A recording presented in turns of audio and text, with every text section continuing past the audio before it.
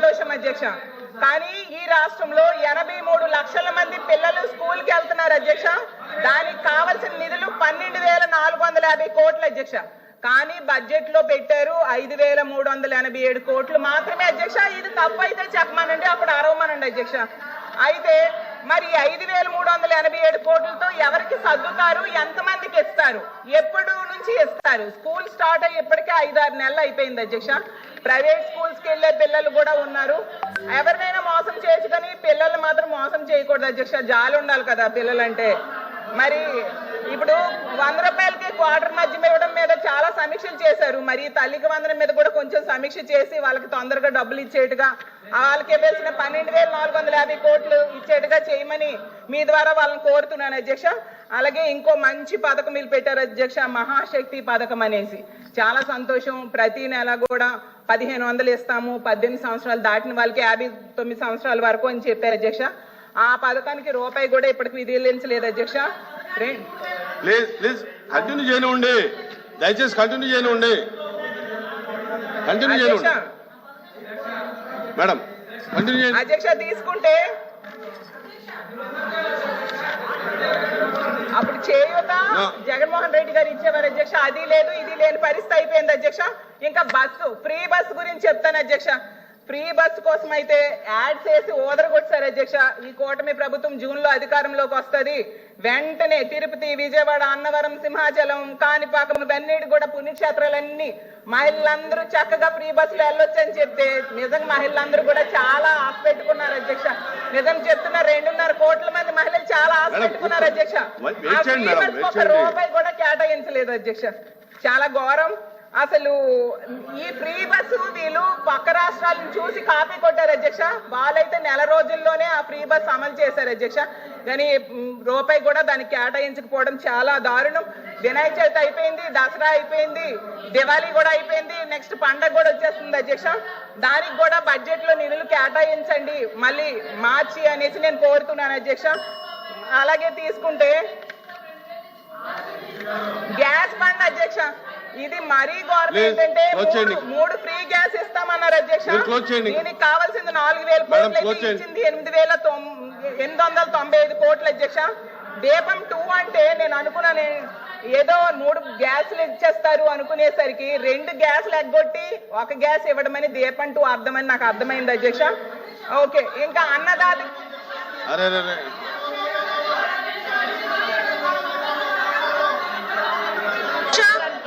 అధ్యక్ష, ఇక్కడ 3 గ్యాస్ సిలిండర్లని చాలా క్లియర్ గా చెప్పిన తర్వాత సాక్షి పేపర్ చేసుకుని అధ్యక్ష అధ్యక్ష మేము ఫస్ట్ నుంచి ఒకటే చెప్తున్నాం అధ్యక్ష. బడ్జెట్ మీద మాట్లాడినప్పుడు బడ్జెట్ చాలా క్లియర్ గా చదువుకొని రావాలనే సంగతి సభ్యులు తెలుసుకోవాలన్న వినపం అధ్యక్ష. ఎందుకంటే ఇదే ఉచిత బస్సుల విషయంలో ఉచిత సిలిండర్ల విషయంలో 3 సిలిండర్లు ఏ టైం టు ఏ టైం, సంవత్సరానికి 3 సిలిండర్లు ఏ టైం టు ఏ టైం అని చెప్పి చాలా క్లియర్ గా చెప్పున్నారు. దానికి సంబంధించి మార్గదర్శకాలు కూడా విడుదల చేస్తున్నారు. అది ఓపెనింగ్ కూడా చేస్తున్నాం అధ్యక్ష. దానికి తిరిగి 2 సిలిండర్లు అని చెప్పడం అన్నది మాత్రం మంచి పద్ధతి కాదు అధ్యక్ష. అదేవిధంగా స్త్రీనిధి కింద అధ్యక్ష ఈ బడ్జెట్ లో 3,500 కోట్లు కేటాయించడం జరిగింది అధ్యక్ష. స్త్రీనిధి గురించి 3,500 కోట్లు కేటాయించలేదు, రూపాయి కూడా కేటాయించలేదని సభ్యురాలు అవాస్తవాలు మాట్లాడుతుంటే ఖండించాల్సిన అవసరం మాకు పాలకపక్షంగా మాకు ఉంది అధ్యక్ష. అందువల్ల మేము కూడా ఈ రోజు మైక్ తీసుకోవాల్సిన అవసరం వచ్చింది. ప్రతి దానికి కూడా అంటే మీరు నిజంగా విమర్శ చేయండి, సద్విమర్శ చేయండి, మేము కూడా తీసుకుంటాం.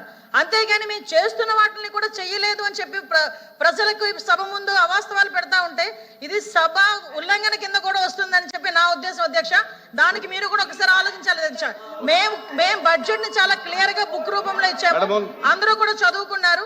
మేము ఏం చేస్తున్నాము, ఏం చెప్తున్నాము అనేది మీకు ఇస్తున్నాం, మీరు చెప్పాలి. ఇప్పుడు దాని గురించి మాట్లాడడం మానేసి అవాస్తవాలు మాట్లాడడం అనేది మంచిది కాదు.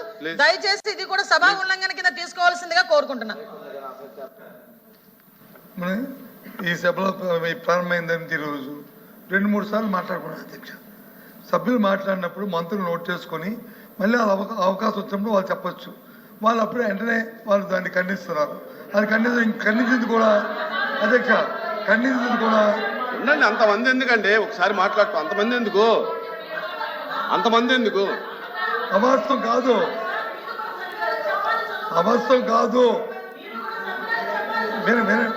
అధ్యక్ష ఆవిడ మాట్లాడిన అవాస్తవం కాదు.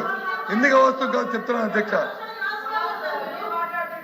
మరి వింటే మీరు నా మాట వినండి. మా సభ్యురాలు మాట్లాడింది అవాస్తవం కాదు అధ్యక్ష.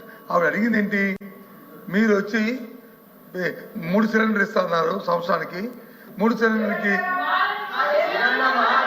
ఇంతమంది ఇంతమంది సమాధానం చెప్తే ఎలా అండి? వినండి మరి 3 సిలిండర్ మీరు ఇస్తున్నారు అధ్యక్ష. 3 సిలిండర్ ఇస్తున్నారు. మే నెలలో అధికారంలోకి వచ్చారు.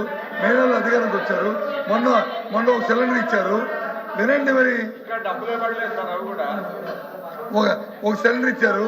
మీరు బడ్జెట్ లో కేటాయింది 850 కోట్లు కేటాయించారు.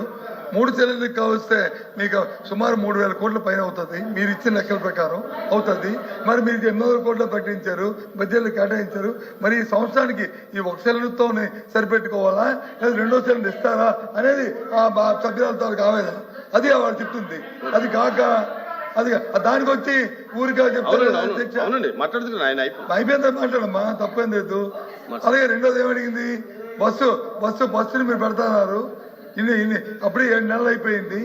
ఎప్పుడు అన్నవరం వెళ్ళాలి, ఎప్పుడు వచ్చి తిరుపతి వెళ్ళాలి, ఎప్పుడు సంవత్సరం వెళ్ళాలి మైనం చూస్తున్నారు.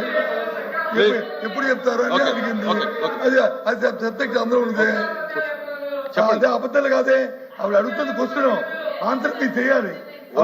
ప్రశ్న ఆన్సర్ మీరు చేయాలి.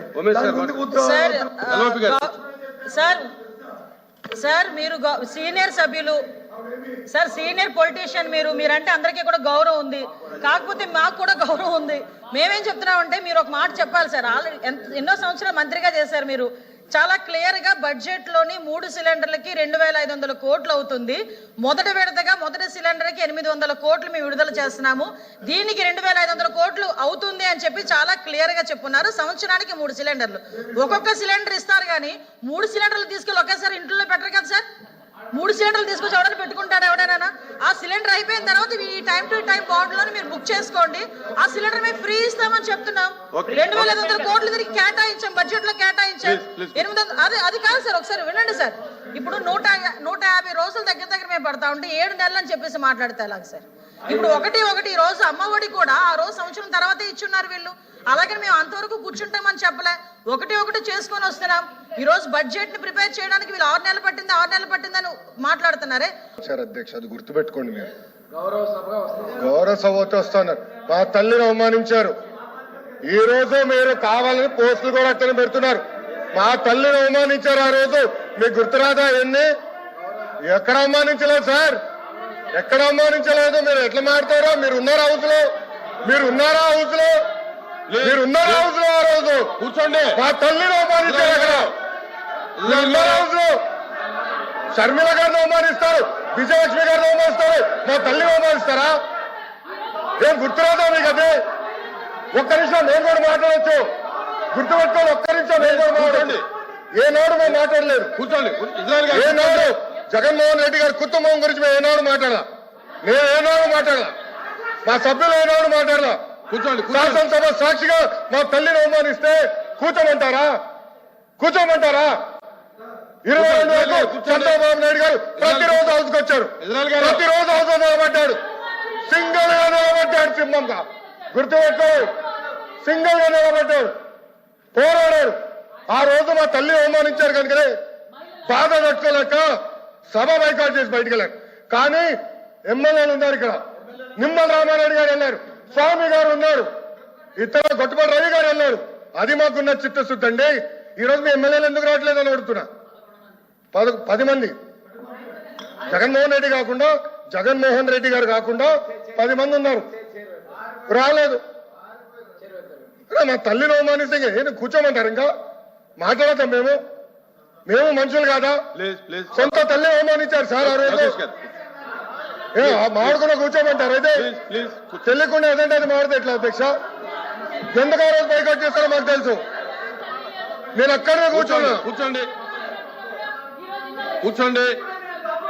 ప్లీజ్ ఎల్ఓపి గారు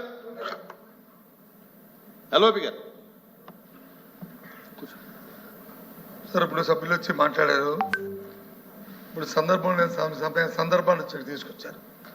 ఎవరు తల్లిని, ఎవరు చెల్లిని, ఎవరు కుటుంబ సభ్యుల్ని ఎవరు అవమానించినా సరే ఎవరు కూడా ఉపేక్షించేది లేదు, సహించేది లేదు. దాన్ని ఎవరు సమర్థించేది కూడా లేదు. దాన్ని ఎప్పుడు కూడా సమర్థించాం దాన్ని. అది అలాంటి సందర్భాలు వచ్చి మళ్ళీ మనం లేని సందర్భాలను ఇక్కడ తీసుకొచ్చి సభల్లో ఉండి ఏ సందర్భం మాట్లాడుకుని ఏం చేసిన రికార్డులో ఉండదు అధ్యక్ష. రికార్డులో లేని విషయాల్ని, అవసరం లేని విషయాల్ని ఇక్కడ తీసుకొచ్చి అనవసరంగా హోందాగా మనం ప్రవర్తించాలి అధ్యక్ష.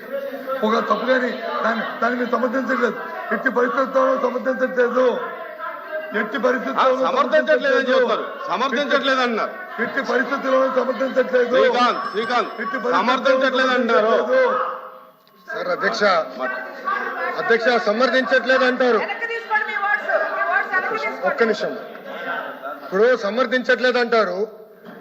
ఎవరైతే ఆ రోజు అవమానించారో టికెట్ ఇచ్చారు కదా అధ్యక్ష, మళ్ళీ సమర్థిస్తాం కాదా అది? ఎవరైతే మా తల్లిని అవమానించారో వాళ్ళకి మళ్ళీ టికెట్ ఇచ్చారు, వాళ్ళు ఓడిపోయారు, అది డిఫరెంట్ స్టోరీ. బట్ టికెట్ ఇచ్చినప్పుడు సమర్థిస్తాం కాదా అధ్యక్ష? అది ఎట్లా మారుతారు అధ్యక్ష? ఎల్ఓపి గారు దయచేసి ఆలోచించమని కోరుతున్నా. ఆ రోజు సమర్థించారు, టికెట్ ఇచ్చారు, ఓడిపోయారు ఆ వ్యక్తి. దానికని ఏమంటారు అధ్యక్ష? సో దయచేసి ఆనాడు చంద్రబాబు నాయుడు గారు 2.5 సంవత్సరాలు నాకు గుర్తున్నంత వరకు అధ్యక్ష 2.5 years హౌస్కి వెళ్ళారు.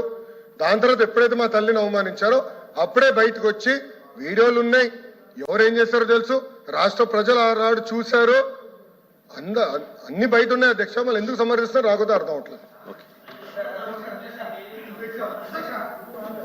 ఒకసారి అధ్యక్ష సార్ ఇప్పుడు బడ్జెట్ మీద